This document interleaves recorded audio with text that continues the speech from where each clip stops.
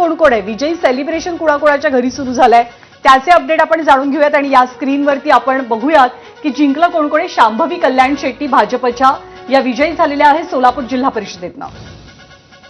तर पुढचा निकाल जातोय चपळगाव सोलापूर पंचायत समितीतला सागर कल्याण शेट्टी हे भाजपचे जिंकलेले आहेत. एका घरातनं दोघांचा विजय झालेला आहे. त्यापाठोपाठ दहिगाव मधनं सोलापूर जिल्हा परिषद संस्कृती राम सातपुते यांच्या त्या पत्नी आहेत, त्यांनी विजय मिळवलेला आहे भाजपकडनं. तर धाराशिव जिल्हा परिषद 13 मधली ही बहुचर्चित निवडणूक आरोप प्रत्यारोप किंवा काय म्हणे आपण शाब्दिक युद्ध बघायला मिळालं होतं. अर्चना पाटील भाजपच्या जिंकलेल्या. तर रायगडच्या नडगाव जिल्हा परिषदेमध्ये बिरवाडी इथून विकास गोगावले शिवसेनेचे, भरत गोगावलेंचे सुपुत्र आहेत, पहिलीच निवडणूक ते लढवत होते आणि विकास गोगावले यांचा सुद्धा विजय झाल्याचं पाहायला मिळतंय.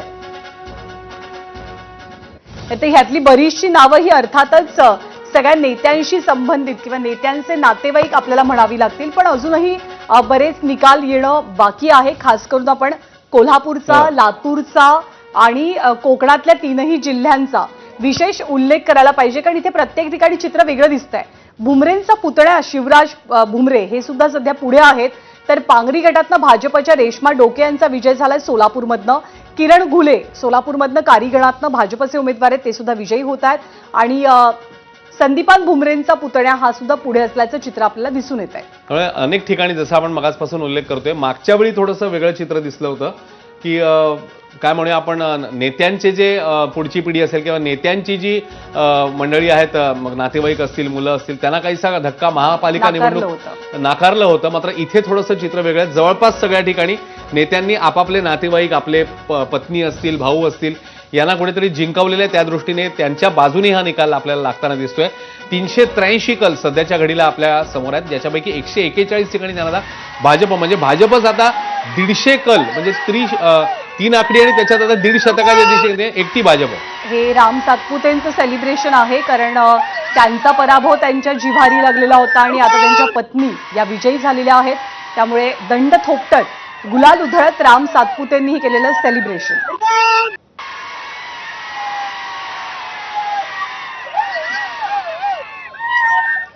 आणि नितेश राणे सिंधुदुर्गात भाजपला मतदारांनी साथ दिल्याचं चित्र पाहायला मिळते आणि सलग 3 निवडणुकांमध्ये, म्हणजे याच्या आधी ज्या स्थानिक स्वराज्य संस्थांच्या निवडणुका झाल्या त्याच्यामध्ये सुद्धा भाजप हा पक्ष सर्वात मोठा विजयी होणारा पक्ष ठरला.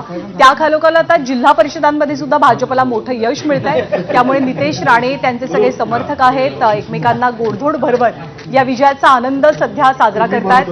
नितेश राणे भाजपचे आमदार आहेत, त्यांचे वडील सिंधुदुर्ग लोकसभेचे खासदार आहेत आणि त्यांचे मोठे भाऊ हे शिवसेनेकडनं आमदार आहेत. त्यामुळे एक प्रकारे राणे पिता पुत्रांची प्रतिष्ठा ही या निवडणुकीमध्ये पणाला लागलेली होती, जिथे अर्थातच भाजपचा करिश्मा आपल्याला सिंधुदुर्गामध्ये आता निकालांच्या बाबतीत आणि कलांच्या बाबतीत पाहायला मिळतोय.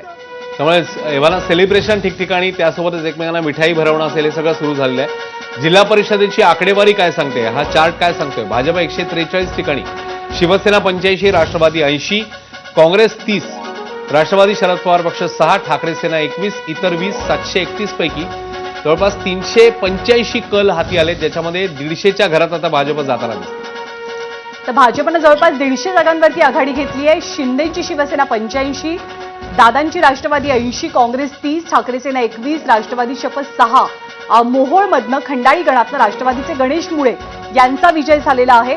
सोलापूरच्या बार्शीतील पांगरी गटातनं भाजपच्या रेश्मा डोके विजयी होत आहेत. भाजपच्या ऐश्वर्या चव्हाण यांनी पोखरणी गटातनं विजय मिळवलेला आहे आणि भाजपच्या 2 नेत्यांचं सेलिब्रेशन सध्या आपण टेलिव्हिजन स्क्रीनवरती पाहतोय. कोकणातनंही सेलिब्रेशन करतायत नितेश राणे, तर दुसरीकडे सोलापूरमधनं संस्कृती सातपुते यांच्या विजयाचा आनंद साजरा करतायत त्यांचे पती राम सातपुते. पांगरी गटातनं सोलापूरच्या भाजपच्या उमेदवार विजयी झालेले आहेत. पोखरणी गटातनं परभणीतनं भाजपच्या उमेदवारांना विजय मिळवलेला आहे. सिंधुदुर्गातनं पुरळ गणामध्ये भाजपच्या रंजना साळवे यांनी विजय मिळवलेला आहे. दानोळी गटातनं नंदिनी कांबळे या कोल्हापूरमधनं विजयी झालेल्या आहेत. सांगलीच्या कुंडल गटातनं काँग्रेसचे उमेदवार यांनी विजय संपादित केलेला आहे. तर सेलिब्रेशनची, आनंदोत्सवाची आणि गुलाल उधळतानाची राज्यातली 4 ठिकाणची 4 वेगवेगळी दृश्य सध्या आपण टेलिव्हिजन स्क्रीनवरती पाहतोय. तर रायगडमध्ये शिवसेना 12, त्यासोबतच राष्ट्रवादी 6, ठाकरे सेना 3, त्यामुळे 59 पैकी हे कल समोर आहेत. रत्नागिरीमध्ये शिवसेना 16 ठिकाणी आघाडीवर, 56 पैकी 21 जे कल आहेत त्याच्यापैकी. तर सिंधुदुर्गात मात्र भाजपने मुसंडी मारली आहे. 16 ठिकाणी भाजप, शिवसेना